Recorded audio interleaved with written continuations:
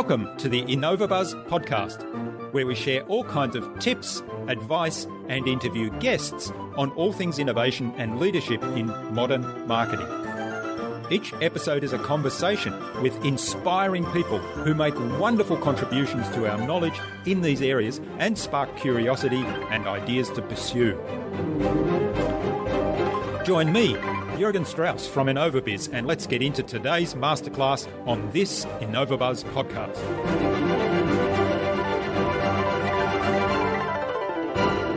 If you get 100 of those people, think about it, versus you just sending out to 100 people in your own email list or your own social media, but you find 100 partners that have the same avatar as you, you have the potential that each one of those partners might have an audience, again, of 100,000, a million or more.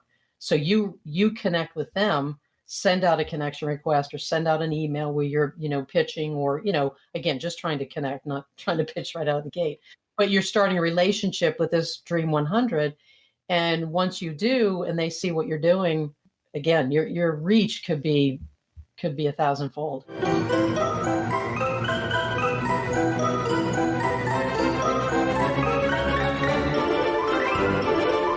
Hi there, Innovator. It's great to be back with another episode. I hope you've had an awesome week so far.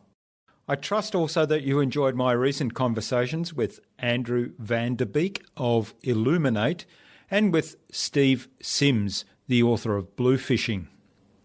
I'm really excited today to have on the InnovaBuzz podcast as my guest, Dr. Sandi Eveleth, who is a trained optometrist. She's added website building, digital marketing and business consulting to her skills, and most recently, video production and video marketing.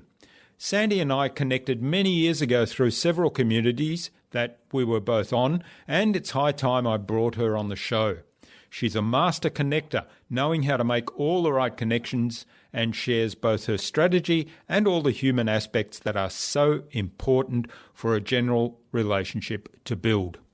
We also talk about her latest passion project, Because of Sam the Movie. A quick promotional message from our sponsor, InnovaBuzz, where we help coaches and consultants build their professional credibility, engage their target audience, and connect with their ideal clients. To help you get clarity about who your ideal client is, take a look at our Marketing Master mini class. It's quite a unique way to develop a deep understanding of your ideal client and get absolute clarity about how you can communicate with them to build and strengthen an engaging, enduring relationship. Access the Marketing Master mini class at innovabiz.co/Marketing Master.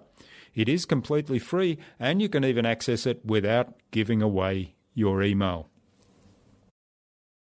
In our discussion today, Sandi talked to me about really knowing your ideal client, your audience, and adding value to them.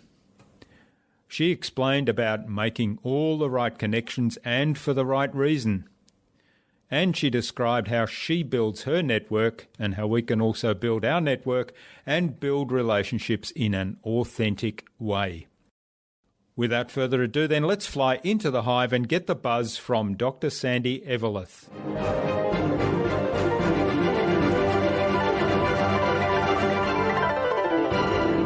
Hi, I'm your host, Jürgen Strauss from InnovaBuzz, and I'm really excited to welcome to the InnovaBuzz podcast today from Tampa, St. Petersburg in the Florida area.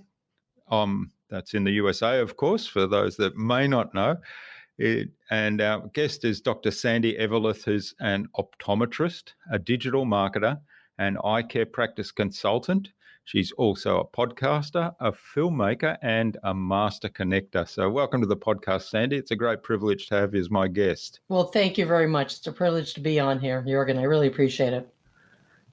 Now, Erica Kastner, well, first of all, you and I have been connected in a whole lot of different communities online for many years. So I can't believe it's taken me so long to get you on the podcast. But Erica Kastner, who was our guest on episode 132 of the InnovaBuzz podcast, actually triggered this by posting on her LinkedIn profile who has a podcast and who would like to be interviewed. And so we kind of jumped in into that post, both of us. And then I said, well, Sandi, you haven't been on my podcast, so come and join us. And of course, we've also crossed paths in other communities that I've had guests on the podcast, like Kim Doyle, who's one of the very few elite guests that's been on 3 times on episode 52, 85 and 122, and also Troy Dean's community. Now, Troy also has been a 3-time guest on the podcast on a very early episode 12, episode 36 and episode 90. So big hello to Kim, to Troy, and to Erica. That's awesome. They're 3 of my favorite connections, and I have a fun connection story for Kim Doyle for you in a little bit. So it kind of feeds well into this. Good segue. Yeah. Now, you've been an optometrist for over 2 decades, and you did your own marketing when you were running your optometry practice and realized that other optometrists needed help with that. They weren't capable or didn't want to do that for themselves. So your desire for variety and the need that was there to help other optometrists led you to become a digital marketing strategist and helping the eye care industry attract more patients and customers and increase their profits with practice development resources. So you kind of built that digital marketing thing right through to the whole business practices and business processes that you developed for yourself and shared that with others. And on that journey, you've also developed some other arms of your brand as well, which I'm really looking forward to digging into a little bit more about that today. But before we get on to marketing and business growth, tell us a little bit about that journey. How did you get to where you are today, and what were some of the key moments in that journey? Sure. It's interesting as I started to really think about the main topic, which is making all the right connections to get ahead, basically. And I have been blessed throughout my life to realize that most of what I am today is because of the connections. It started with that. I don't know if this is good or bad, but I've never really had to work that hard at getting the jobs or getting the projects that I've gotten because I have leveraged the connections that I've had. The way that I got into optometry, I was almost out of undergraduate school. I was a pre-med major, still didn't know what I wanted to be when I grew up. And my cousin happened to work for an ophthalmologist, and she said, "Hey, do you want to go work in the office with me?" And I said, "Sure." And found that I really enjoyed the optometrist there. He seemed like a wonderful person, and mentioned that I might be interested in it. I applied to only one school, and I said, "Hey, if I get into that one school, it was meant to be." Lo and behold, I got into the one school in my state in Boston. So I attended school, and not long after I got out, again, more connections, and I got my first job, and one thing led to another, and I have probably only had to wait about a week to get, any kind of optometric position. Somewhere in my mid-career as an optometrist, realized that I wanted to own my own practice. So at the time, my partner, we opened up, started cold, our own practice in an area that we had been in. We had worked for a corporation that had optometrists working for them, and said, "This is it. I definitely want to, we want to be on our own." Opened up the practice, opened up cold, did have some of the patient information, so we were able to market directly to them, but learned very quickly that we needed to market. It's not a matter of, build it and they will come. We learned very quickly that was not going to be the case. So I had to learn, this is back in the late 90s, early 2000s, that social media wasn't, even on our radar. So we had to learn how to network locally, how to do some direct mail marketing, and both of those, along with the patient, recommendations, is how we built our practice. And I'd say about 70 to 80% of where we got our patients was from networking locally and connecting with a lot of the right people, a lot of leaders in the community. Erica happens to be one of them. She came along somewhere along that journey, but there's no question that once you build some of those connections and do it correctly, and part of what I'd like to talk about today is it becomes a long-lasting thing, and then it just builds on itself. So in having my own practice, learning how to market it, then getting into digital marketing, and oddly enough, I got into the web design space because I I took a scrapbooking course, and in the I'm really A big segueing now. transition. Yeah, yeah. Yeah, so I took scrapbooking and learned page design. I thought, page design is kind of fun. Let me learn how to do this a little more professionally. So I ended up learning. I taught myself how to use all of the Adobe products, and then realized I could build our own website. I didn't have to depend on somebody else, and built our website for the practice. And actually, built a second business on doing web design for local companies. So again, that was another way I had to learn how to connect with people in the area to build, a second business. But I really I love the connection piece. I love connecting to people. And I had read one of Malcolm Gladwell's books, and he mentions that, there are three types of people, and there are connectors, information mavens, and I forget what the other one is, but I fell into the category of a connector and an information maven. I love to connect people to people and people to resources. I genuinely enjoy having conversations like this. I genuinely enjoy finding out what people need, what they like, what their problems are. And then if I don't have the answer, I'll be honest, I'm not going to, bluff it. Let me see if I can find out for you. Let me see if there's another person that knows the answer to that, or if there's a resource that I can connect you to. And seeing the aha on people's faces when I can connect them with other people that for both of them, it's mutually successful, mutually beneficial. It thrills me, absolutely thrills me.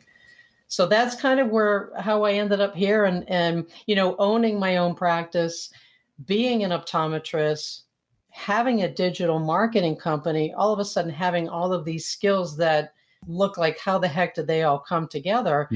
Well, it naturally blended to, well, why don't I just go ahead and do some eye care consulting? It makes sense. I know how to build a business. I know how to, all of the ins and outs, the inventory, the, how to cut costs, how to increase revenue, all of that. I know how to do all of that. So it just made sense to be able to do that. And then we'll talk about my other project in a minute. And of course you speak their language. Yes. And you can empathize with when they outline an issue or problem they're having. You can empathize with that because you've probably faced it yourself in your own practice. Absolutely. Plus I know where they are. I know where they hang out online, and offline. Yeah. So that makes it, I hit all of those arms of how to get to know your avatar. How do you, know them well? Yeah. Yeah, well, so, you touched on something there, and I was just about to ask that question, because one of the things that for me is a key to all of marketing is really understanding who your ideal client is, and how you can reach out, how you can connect with them, how you can make that connection, and then also how you can have start a conversation with them that's engaging and adds value to them, and how you can build that into an ongoing relationship, which you've kind of got that all, because you're looking at your ideal client as where you were a little while ago when you were running your own practice. Yeah. Right. It's the earlier me, and I can tap into all of those levels early. I've actually, you were generous when you said 2 decades. I'm actually almost now 3 decades in the industry. So I've seen it all, and I've worked in corporate optometry. I worked in a hospital for a short period of time. I worked for an ophthalmologist or several ophthalmologists. So, I've come at it from every direction, so I can sympathize and empathize with pretty much any optometrist in any clinical setting. And I do know the problems that they face. So.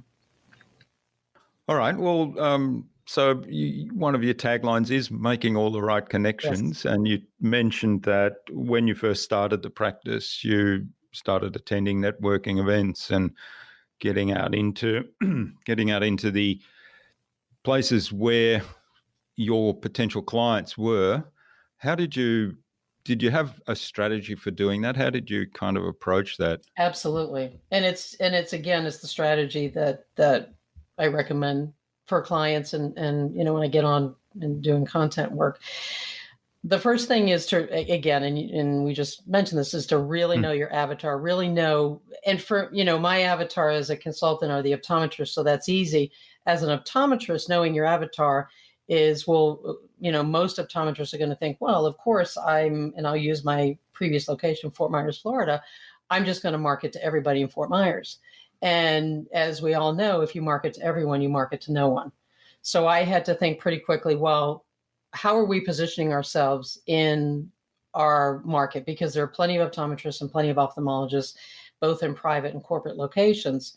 So we had to quickly figure out that we're not going to market to people that would normally come to a corporate location. We now have to position ourselves as private optometrists. Well, how do we do that? We need to start reaching out to some of the leaders in the community, making some assumptions that in a private practice setting, you're going to offer certain services and products that might not be able to be offered in a corporate location just because of the way things are set up. And then we thought, we do have a specialty. We know how to offer vision therapy for a certain age group, either sports vision therapy or for children with learning related vision problems. Okay, well, now we start to think, well, what makes sense for them? Well, we have several schools in the Lee County area. There were, several teachers that I already knew because, having a child in the school system as well. Yeah. There were a lot of private schools in the area. So just starting to think, okay, what the tactic is, well, I have to know my avatar. Where are they hanging out? I'm looking at not just the student. I'm really going to be talking to the mom, because the mom is generally a person in the healthcare field is who's making the appointment for the families. So where are my moms? Let me just stop you there for a Sure. moment, because I think that's a really important point. You've talked about, the ideal client here in this example might be the child who's having learning difficulties, and the learning difficulties could come back to the fact that they can't actually see the blackboard or the Right. or the writing on the wall, whatever they use these days. I'm aging myself here as well, talking about a blackboard. No, but they do. They still do. Sure. Yeah. So the learning difficulty actually comes back to a visual impairment that can easily be fixed. But the key thing here that you've then gone on to mention is, well, who's the decision maker? Right. The decision maker clearly is not the child, it's the parent. So, yeah. Well, and I it's just also wanted to emphasize that. No, that's good, because that is something that we need to think about, and we'll touch on the Dream 100 in a little bit as well.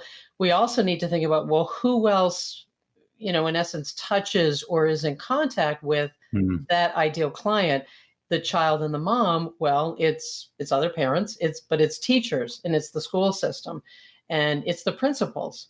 And then, well, what about other learning centers, tutoring centers? They don't know about this particular issue. Everybody knows, well, we want our children to be able to see 20/20, but what they don't understand is a lot of children see 20/20, but they don't have good visual efficiency. So in comes this specialty. And I know you're going to touch this a little bit later, but to be innovative, you really need to niche down. And in our profession, niching down means having a subspecialty. So all of a sudden our world opened up, because now we can see we have all of these school systems that we can tap into. We have learning centers that we can tap into. The moms, we sent out direct mail pieces to certain zip codes, but we also were looking for a certain income level, because this is not an inexpensive service that we were providing. So, putting all of that down on a piece of paper for our avatar, it became very easy to figure out who it was that we really did need to connect with. And then I started realizing that a good group to join is the BNIs, the Business Networking International. And just like they say, they are international, they're all over the place. But we had several chapters in Fort Myers alone. And that's a networking organization where you have the exclusive, you get invited to be part of an exclusive group where there's not going to be another eye care provider. There may be other health professionals, which fortunately there were in the group that I was in, that you can refer back and forth to. And it becomes it's all about lead generating, and it's all about relationship building. So I knew that was something I needed to do. And then I needed to figure out who were some of the big connectors in town. And Erica, that's how we met. Erica Kasner is one of those big connectors, and she does a great job both online and offline. And she happened to be, at the time that I met her, she was involved. She was part of the outreach, department heads or whatever of the local Chamber of Commerce. So I'm thinking, well, who locally would be somebody that knows how to connect with other leaders? Well, it's going to be somebody in the Chamber of Commerce. Mm. So, and again, and she's such a wonderful person. We've since had a great relationship. So, but it's thinking about it's once you start, and I say do it on paper as a visual professional and someone who studies all things medical. It's a known fact that when you write things down instead of typing them, there's a lot more space for creativity and remembering things, but also in being able to come up with more ideas. So I started writing down who locally could I get in touch with, and that's how we built a practice based on that. That's wonderful. That's a great story, and I think it really illustrates the idea of niching down, really getting to know your ideal client, knowing who the people are that influence that ideal client, and as we mentioned earlier, also who's actually the decision maker, because they're the ones that will decide whether they buy your service, and who influences the decision maker. So Absolutely. I think that's really great example, and the success of your business, and obviously you're sharing that strategy with other optometrists and ophthalmology practices now. It's a hard word to say. It is. And spell. Yeah. Okay, so how did you you talk about making all the right connections now in your own personal website. So how have you taken that whole concept into other areas? Well, besides teaching the optometrists, my new I did do a podcast for a while, and that was, I had access to meeting really interesting people and leaders in the digital marketing space. And as you know, when podcasts, because you do the same thing that I did, is to ask who it is that we could connect to next.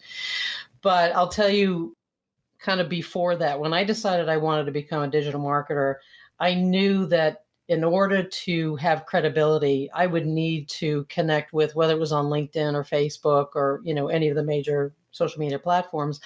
I knew to have credibility that I was going to need to connect with some of the big names out there in the digital marketing world.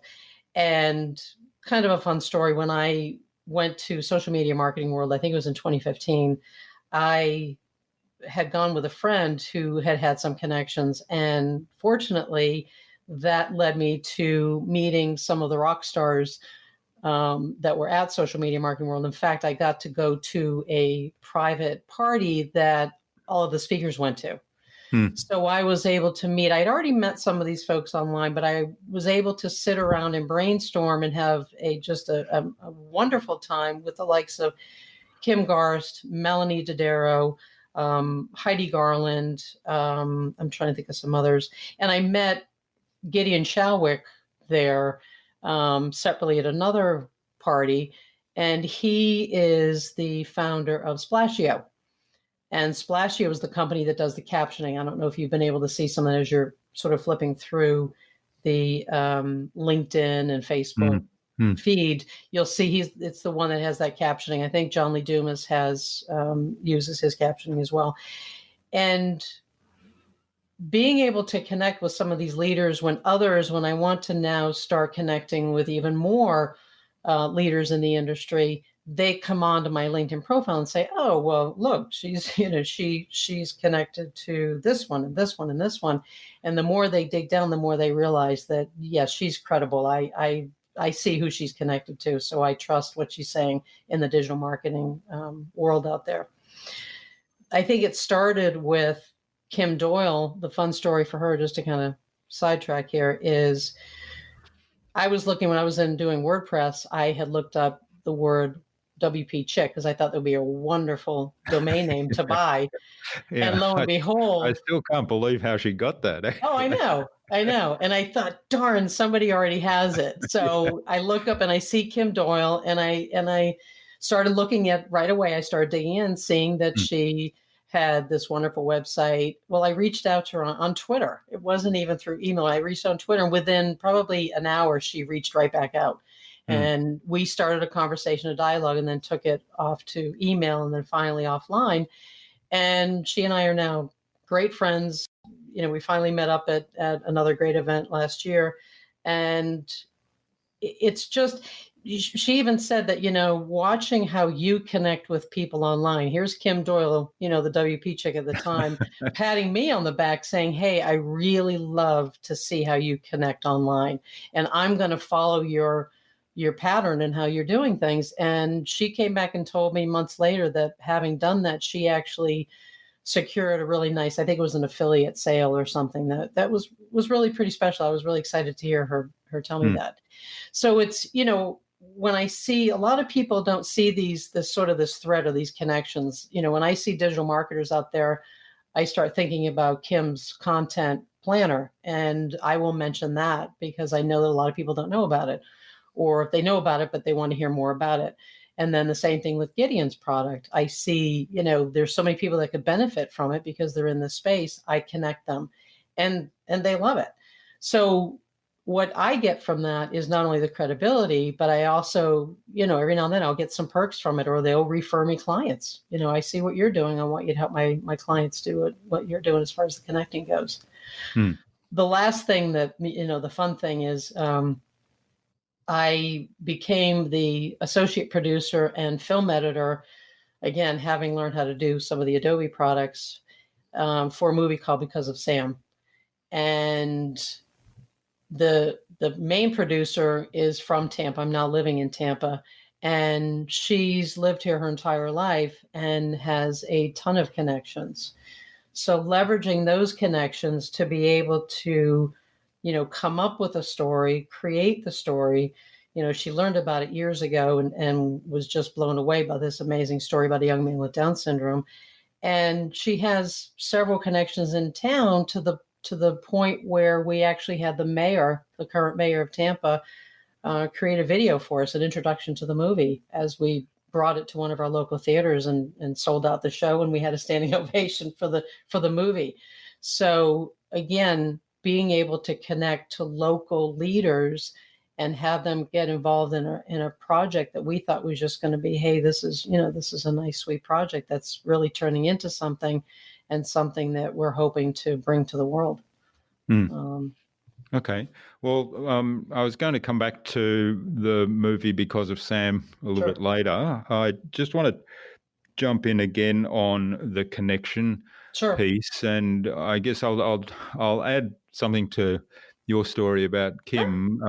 I discovered Kim as the WordPress chick also when I first started doing websites and WordPress and started following her material, and I thought, this is really cool. There's lots of great information here, and also, she had some good products that I think some of the early training products I bought, and so I followed her podcast as well. And when I started podcasting also, I thought, well, should be somebody, and I might have had some back and forth through the social media somewhere with her during that time, and I thought she'd be somebody good to have on the podcast. So as I mentioned earlier, she's been on 3 times, and I've been on her WP Chick podcast back in the day.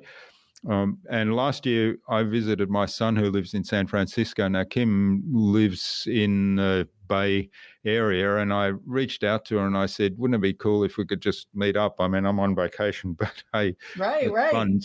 So we managed to organize a time to go out and have a dinner together, and we said, oh, isn't this cool? Yeah.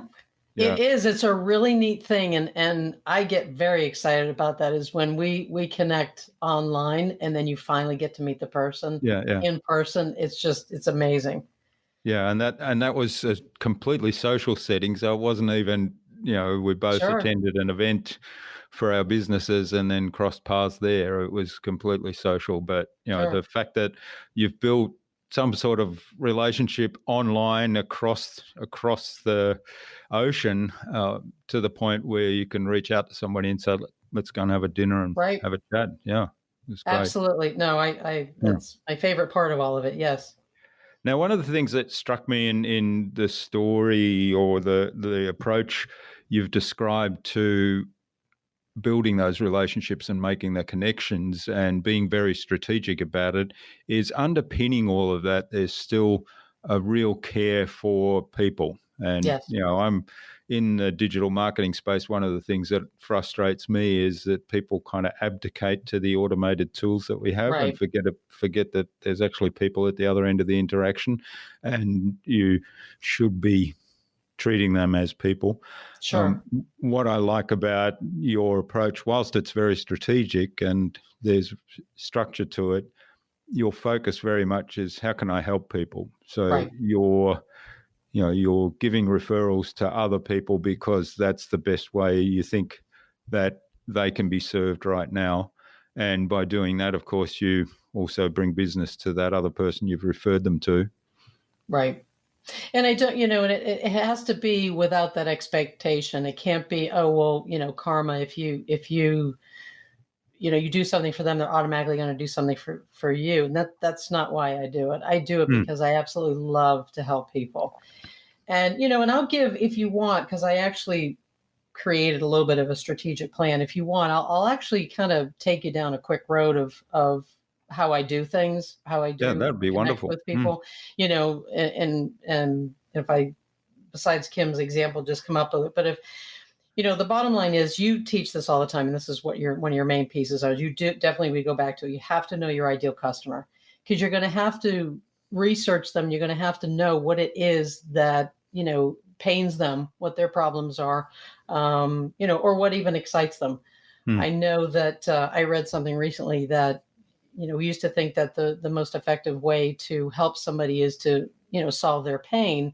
But I also read that for entrepreneurs, we also want to, give them something that excites us. We like to go towards something, whereas most everybody else that we're marketing to wants to get away from something. Away from something, yeah. Yeah. So, but so you really need to know who it is that you're trying to reach out to. What are their pains? And like you said, so often now it's automated. I can't tell you the number of people on LinkedIn that I do connect. I do allow for mostly anybody to connect with me. But as soon as I do that, then someone sends me a sales pitch. I really want to help them, but the number of ones that I get, I don't have the time to be able to help everybody. But, you have to research who it is that you're reaching out to. And there's so many tools out there now. It is just so easy to do it. LinkedIn, is one of my favorite platforms to be able to do that, especially if the person that you're researching has spent a little bit of time, setting up their profile.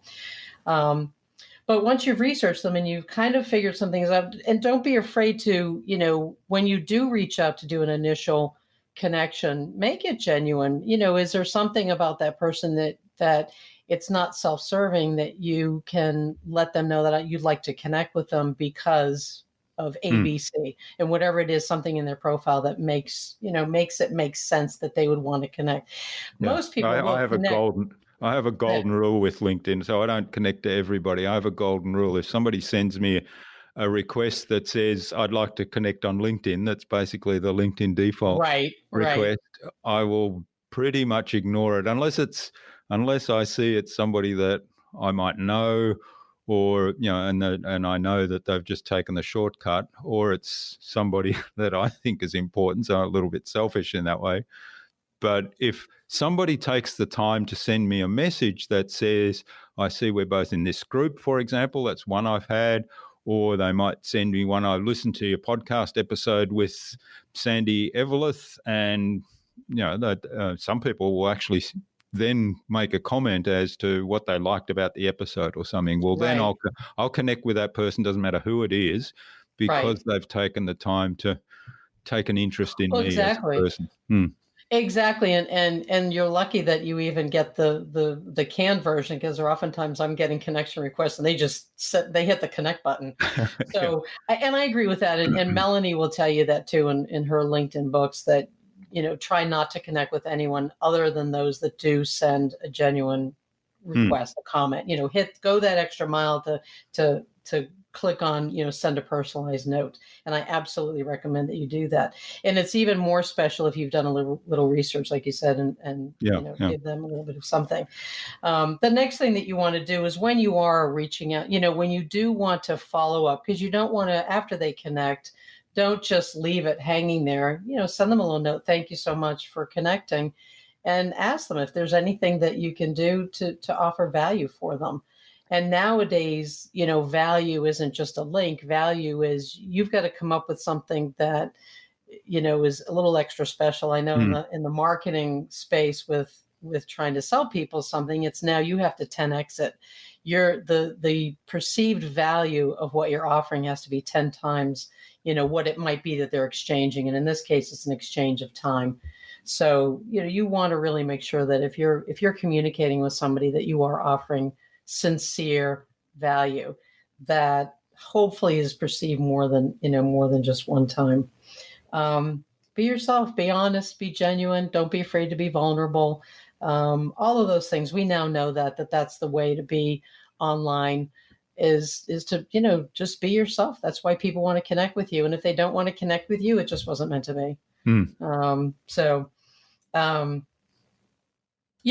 when you're initially looking at, some people will just try to connect with anybody and everybody that's in the industry, but really think about it.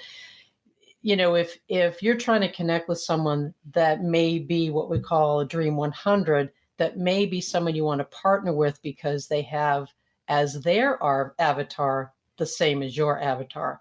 It's not you're just reaching out to your avatar, but you're reaching out to people that might have your avatar as their audience. Again, you want to make sure it makes sense for you. Does this person really make sense to connect with them because of that? And can you provide them value enough that you're able to articulate that value?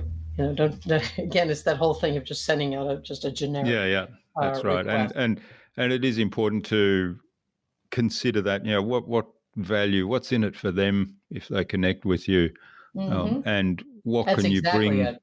What can you bring to that relationship? That's exactly it. And I find that too, that, with all of this connection, there are so many people that are afraid to reach out. The fear of they're just going to think I'm doing this to better myself, or the fear that there's no way that this influencer would ever want to connect with me. Try it. It's okay. If they never respond, that's fine. But I've been surprised at some of the people that I've actually been able to connect with just because I reached out and I was honest. This is why I want to reach out. And this is the kind of value that I want to provide for you. Even if I've oftentimes just connected by saying, I am willing to share some of your posts. Maybe they're a micro influencer and they would love to have someone share, and I go and do that. I'll go and do that thing. One of the connections, interestingly enough, and it's not, she's a major influencer, as I keep mentioning, Melanie Dodaro with LinkedIn. I shared one of her posts the other day and I put in a little bit of, commentary of why I liked the post that she had done. And I have almost 41,000 views of that post, my post, sharing her post. Yeah. And a lot of engagement and a lot of, a lot of people commenting and whatnot. So, again, I'm providing value for her because I'm bringing all of those views to her post as well. So, never sort of look down on something as simple as, look, I'm willing to share some of your information because I genuinely like what you have to say. Yeah, that's another great tip there, that there's value in that for people that are influencers and people that use something like LinkedIn to spread their messages, to be able to share their message on the same platform with your audience. Right. Is certainly a real value add to them. Right. Exactly. Exactly. All right. So you've given us lots of examples there of how you've applied the making all the right connections. You mentioned the top 100 a couple of times. Talk to us a little bit about that. The Dream 100. Sure. What is that, and how do you apply that? I get very excited about that. It's I'm actually going to go back to the original source that I first learned about it through Russell Brunson with ClickFunnels, but the original source, and then Dana Derrick's, because he wrote a book on it too. But Chet Holmes came up with it, and he was a salesperson that learned this technique that he basically came up with writing a list of the Dream 100, his top 100 people that he thought were in his avatar. And I also think it was associated with who else that he could reach out to that would act as an affiliate that would recommend his products as well.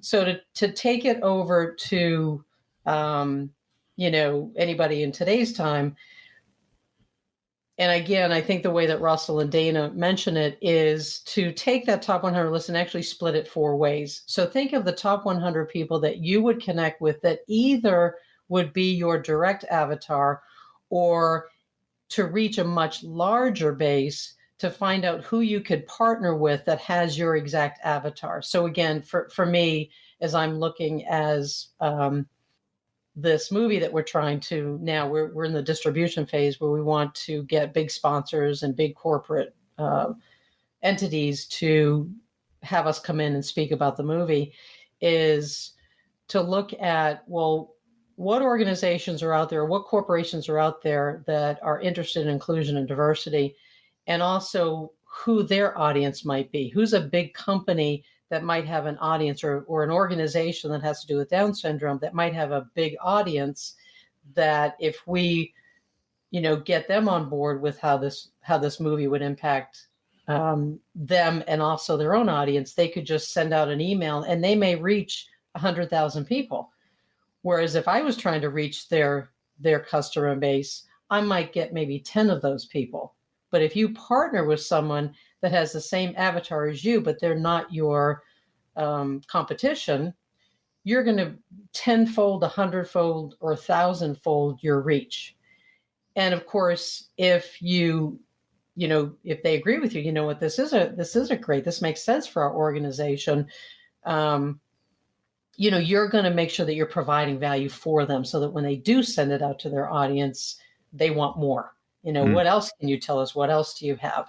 So if you get 100 of those people, think about it, versus you just sending out to 100 people in your own email list or your own social media, but you find 100 partners that have the same avatar as you, you have the potential that each one of those partners might have an audience, again, of 100,000, a million, or more.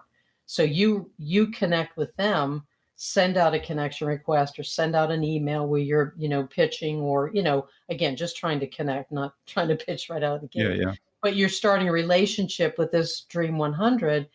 And once you do, and they see what you're doing, again, your reach could be 1,000-fold. So what the way that they recommend is take 25, think of again, in our space, think of 25 podcasters that if you could get on their podcast or you could get them as a guest, 25 companies that might have email lists of 1 million or more, 25, influencers on Instagram, or even 25 offline companies that might be interested in what you're doing. So, or if you could come up with 100 of each, that's fine. So the more people that you can come up with that would be interested in helping spread your message because they happen to have the same avatar, but they're not competitors of yours, how wonderful would that be? Yeah, that's a really great approach. I love that. And it's very much an abundance mindset, though, that you have to bring to that. A lot of people would say, "Oh, I'm not sure that if they're servicing the same client, they might be competing." But it really is bringing that abundant mindset, and also the adding value is so critical here, because what can I do for those people that will help them? And you can bring a product or service. I mean, again, they may have your avatar, but you may not have a competitive product or service. It adds to it. It makes sense. So they may not offer the same thing, but combined together, it would be, wonderful. That's right. Yeah. It rounds out their services and products. All right. Now you used the movie Because of Sam as an example there of how you applied that technique of the top 100. Tell us a little bit about the movie, because I know that's your latest project. I'm very excited. You're really excited about that. Yes. Yes. Tell us a little bit about the background. How did you get into that? What's the story? Sure. Well, the producer, my partner on the project, Renee Warmack, she actually 10 years ago And it's funny, I'll backtrack because you interviewed Nick Nanton. So I think you're going to see a couple of parallels, but we're just in a very small shop. But 10 years ago, she was reading the local paper. I think it was either Tampa Bay Times or one of their two major newspapers. And on the cover of the newspaper was a picture of this young man with Down syndrome who was voted homecoming king. And the fact that the entire school got behind him and actually truly voted for him was just amazing. So she got a hold of the reporter, and then to find out, how she could connect with the family. So she reached out to the family, and they loved the idea. So she started the documentary 10 years ago with a tiny little camera, a totally different format than they use today. So needless to say, editing was a fun challenge. But she had to put it kind of on the back burner, just didn't have the funding to finish the movie, went back and she had a career in local government. And then I came into the picture and she started the project back up. And because I learned how to do editing, I had been playing with editing for 20 years, doing family projects and all kinds of stuff. So I thought, well, why don't, I'll give it a shot. Let me really be vulnerable, put myself out there and go ahead and try my hand at doing the editing. So then we got some more folks in to help with filming, doing some more of the interviews. So we got those all, back on gear, contacted the family.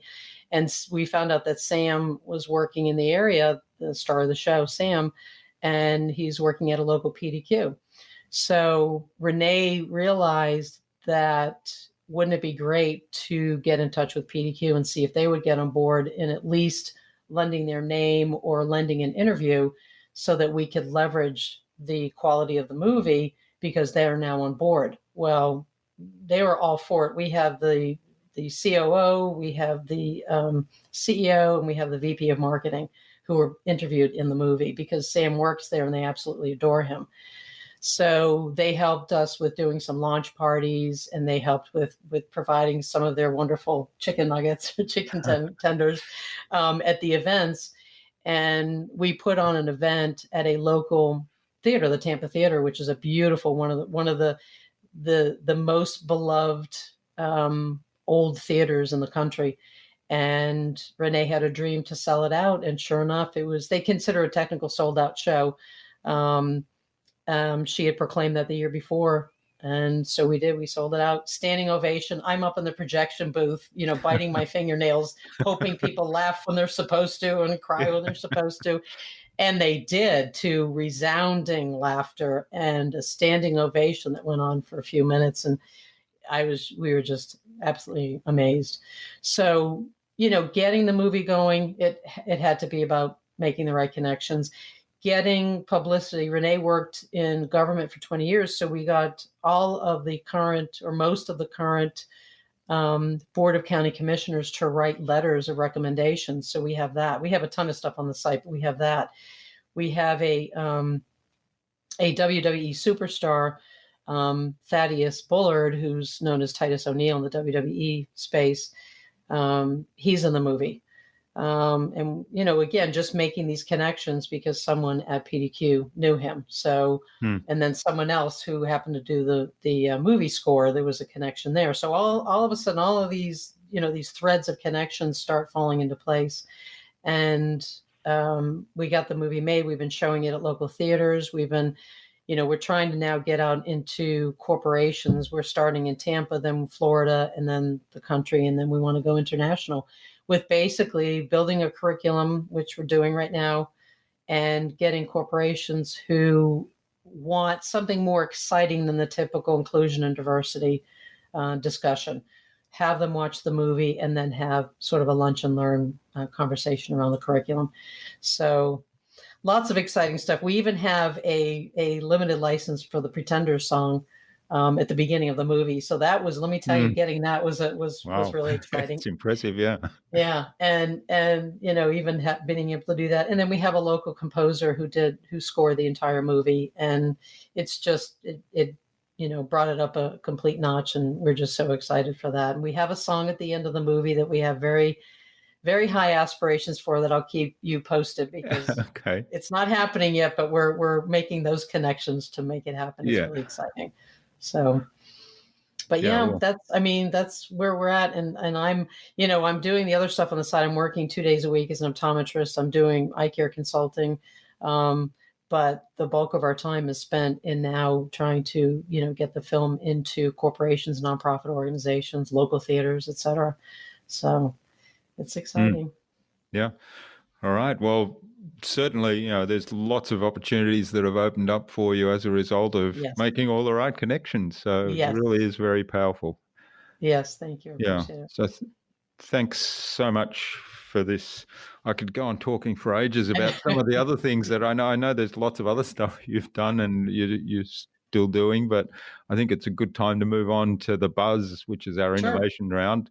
And Sure. it's designed to help our audience who are primarily innovators and leaders in their field with some tips from your experience. So I've got Sure. 5 questions, and hopefully your answers will inspire the audience to go and do something awesome today.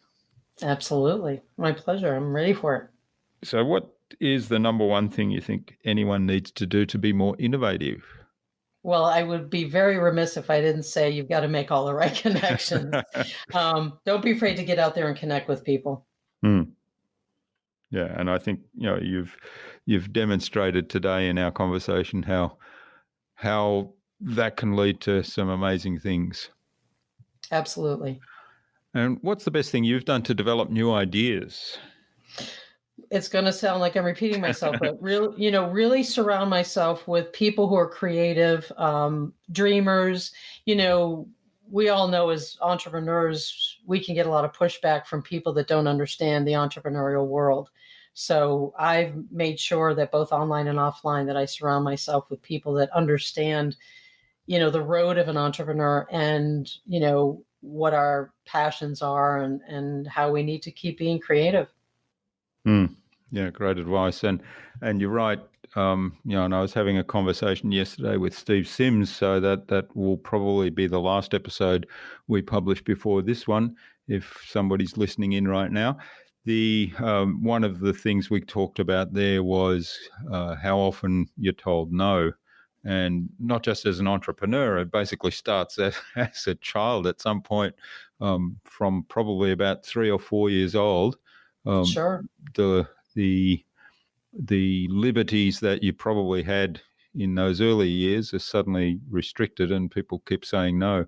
And he said, well, if you get no as an answer, you're either asking the wrong question or you're asking the Right. wrong person. I love it. So it That's kind of comes back beautiful. to this idea of I making love the it. right connections. Yes. Yes. Hmm. Yes. Yes. Yeah. All right. So do you have a favorite resource that you use most often? I'd have to say now, because I'm so involved in it, LinkedIn. That's how I'm reaching out and making connections. So yeah, and we've spoken quite a bit about that, how to do that in a way that sure. You make good quality connections, you make the right connections. Sure. And Yeah. I am using Sales Navigator. I did level up to that, and I really love it. It's the research potential is fantastic. All right. What's the best way to keep a project on track? I'm going to take this one offline. I find that, and again, right now it's easy to talk about because of the movie project, but have a huge whiteboard, actually a couple of whiteboards in different rooms, that I need to pull back and do what I call the 3,000-foot view.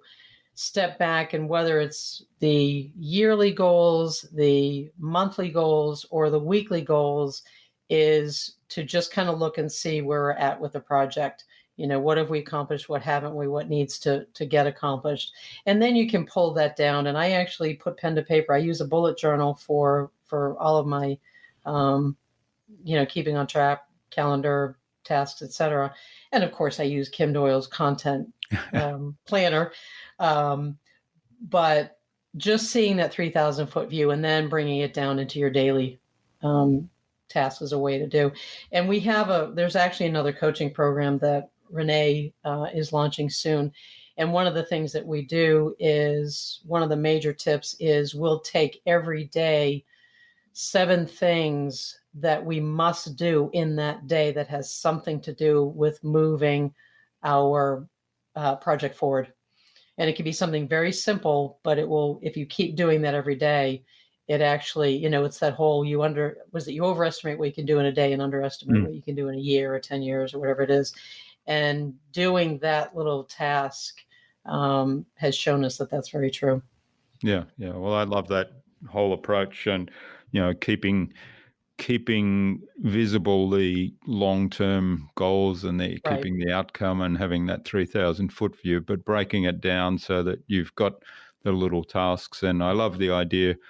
I often fall into the trap of putting down something fairly big to accomplish for the day, and then of course at the end of the day I might have done 10% of it, but I feel really bad and I beat up on myself. And yet if I had broken that down a little bit more, I might have actually achieved 15%, because I wouldn't have had to be thinking about, well, what is actually the next step? If I'd broken it down, here are the steps I need to do today, and then I've actually achieved more of that. And absolutely, if you keep the 3,000-foot view in mind as well, then you can kind of get an idea of how it's moving forward. Well, and I'll send you the link for that actual tactic that I was telling you, because there's a lot more to it. Yeah, there's much more to it. So I'll definitely help you with that, because it's a lot of fun. Yeah, great. We'll look forward to that, and we'll post a link to that in the show notes as well. Okay. What's the number one thing anyone can do to differentiate themselves? Again, real easy to show it in what I was doing for my eye care avatar is specialize. Our profession is facing some major changes, major innovations that if we don't, join them, they're going to beat us, basically. So we have to stay ahead. There's going to be things that are coming out, I believe. I tend to be a futurist, so I look at all this stuff, but AI, artificial intelligence, is going to have a major impact on our profession. There are some other things that are happening with private equity firms coming in and buying up private practices. So I teach people how to stay ahead of that. And again, specialize. It kind of goes back to what we talk about in the digital marketing space, is you've got to niche down. Well, it's kind of the same thing. If you don't have a practice that has specialty, you're just going to become a commodity. And then we know what has to be there. You have to be the cheapest in town. Yeah. So as a private practitioner, you can't compete if you're going to be the cheapest in town. The corporations are always going to beat you. So you have to have some sort of a specialty that these other places don't have. And we were the only ones from probably 200 or 300 miles. So it was pretty easy to market. Yeah, and you gave a great example there of that specialization when you're in your own practice, and then of course with your experience. So that's the other thing. We tend to, I think a lot of us tend to overlook some of the skills and experience that we collect along the way, because we take it for granted, and then we don't realize that, hey, here's Sandi, who's an optometrist, but she's also a digital marketer. She knows how to build websites. She knows how to edit videos. And how many of those people are there? Well, probably less than a handful, I would venture to suggest. I appreciate that.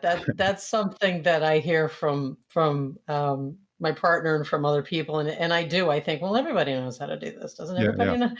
But you're right. And even in the private practices, some people think, well, that's not a specialty. It actually is. Even if you fit difficult contact lenses, that's a specialty. So you can market that way. Yeah. All right. Wonderful. Thanks for getting us through the buzz. So, and now where can people find out more about you and perhaps even reach out and connect and say thank you? Sure. I think the best place is on LinkedIn. It's just my name, Sandi Eveleth. I'm sure you'll put a link in the show notes. But if you want to learn more about the movie, becauseofsam.com, and if you want to learn more about my eye care consulting, it's drsandieveleth.com. And again, that's pretty much it. Great. Well, we will put links to all of those in the show notes. Now, what's the number one piece of advice you'd like to leave the listener with as we wrap up the show? I think it's the 80-20 principle. I think, do 20% of the things that bring 80% of the results. That can also go to when you're reaching out for connections, make sure that it makes sense that, you reach out to people that are going to, really help you 80% of the time. Don't just Yeah. reach out to anybody. Mm. Reach out to people that make sense. Yeah, great advice. And it's amazing. I think it was in Alan Dibb's book on the one-page marketing plan where he outlines the 80-20 rule, and I can't remember who he attributed this actually to, but if you take the 20% part that you want to focus on and you apply the 80-20 rule to that, it breaks down to 4 and I forget. I know. Yeah. 4 and I read that 64, too. I think. Yeah. And he says, and if you focus all your energy on that 4%, you get 64% of your results. I think they're the right numbers. And right. I just so read that. You're right. that's actually a lot more powerful when you apply it that way. I thought that's quite amazing, actually. Sure. And I think applying that to who you connect with as well and who you focus attention on can probably give you a lot more results as well. Focus that. Absolutely. And I think one more thing too is, we're talking about it, and I don't want this to, a lot of this conversation to sound superficial. It's really important to develop relationships with the folks that you're connecting. You and I developed a relationship through the years just from engaging on some of the posts together. So when you popped up on her post and said, "Hey, Sandi, can you tell me more about what it is? Is that something you can talk about on a podcast?" I'm all over it. Of course, I'm going to talk to you, Jürgen. I'm going to help you out because I know you. Yeah. And I knew you because of all the value that you brought to the WP Elevation group. And I knew that you were connected through Kim. I've seen you in the group there too. So all the value that you provide for others, of course, I'm going to do something to help you as well. Yeah, I already have connections that I'm thinking about for you too. Right. Well, that's the next question. But I think that is a really important point. In addition to providing the value, it is about human relationships. So if I reach out to somebody to make a connection on LinkedIn, I treat that the same as if I meet somebody in person and I decide I want to actually spend more time with that person, whatever the reason might be, whether it's a business reason or whether it's a personal reason. The fact is that by doing that, I've got to give them a reason to spend time with me. Absolutely. And, I want to be with them because maybe I enjoy their company, maybe I want to do business with them, but they've got to feel the same way. They've got to have a reason to spend their time with me. Absolutely. And if you treat the online spaces the same way, and I always remind people of this in the whole marketing thing, it's like if you're in a physical shop and you've got customers coming in, would you treat them this way, the way you're doing online? And most people will say no. It would be really rude. And I say, well, why are you being really rude online? Right. Exactly. Exactly. Yeah. There was a funny post on LinkedIn where a gentleman went to a mall and immediately started pitching.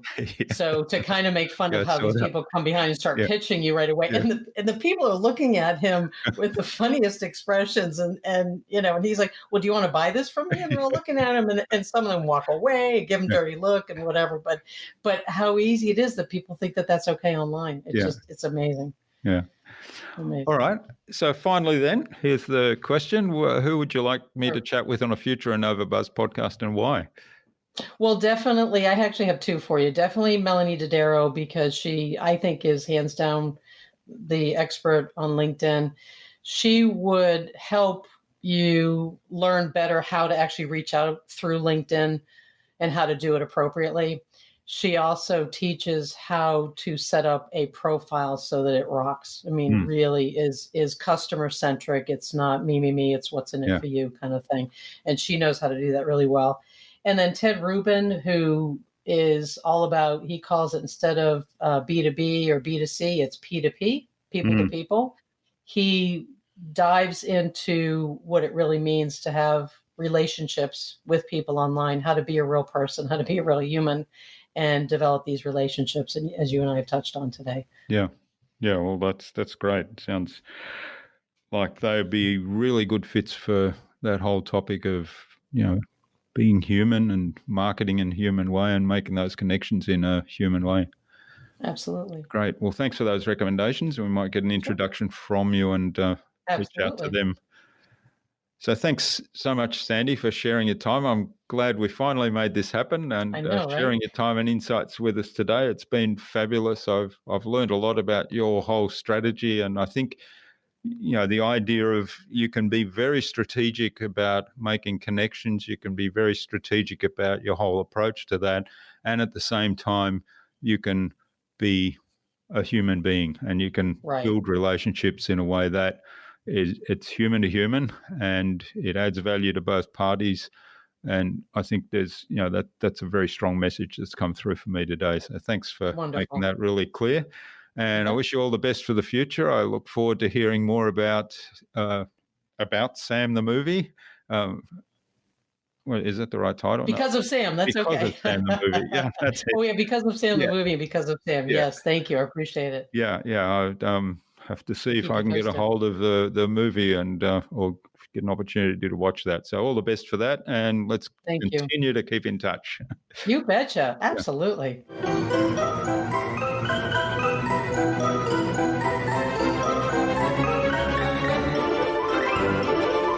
I hope you enjoyed that insightful and engaging conversation with Sandi and took something away from what she shared on today's episode. I can vouch for Sandi's ability and commitment to building genuine connections and always adding value to those relationships. I'd love to know what you took away from Sandi's episode. Leave a comment below the blog post, which can be found at innovabiz.co/Sandi Eveleth. That is SandiEveleth. All lowercase, all one word, innovabiz.co/Sandi Eveleth. You'll also find contact information for getting in touch with Sandi there, as well as links to her website, to her eye care practice consulting website, the Because of Sam the movie website, her social media pages, and the other resources we spoke about in today's conversation. Sandi suggested that we have a conversation with Melanie Dodoro of Top Dog Social Media, social marketing strategist Ted Rubin, and Gideon Shelwick, the founder of Splashio, on future InnovaBuzz podcast episodes. And, of course, as a master connector, she's connected me with all of those people. So Melanie, Ted and Gideon, keep an eye on your inboxes for an invitation from us to the InnovaBuzz podcast, courtesy of Sandi Eveleth. Remember to check out our Marketing Master mini class at innovabiz.co/Marketing Master. It's completely free and accessible without even giving away an email. But most importantly, it'll enable you to gain absolute clarity about your ideal client in a very unique way and build a good means of communicating with them to grow and strengthen an engaging, enduring relationship.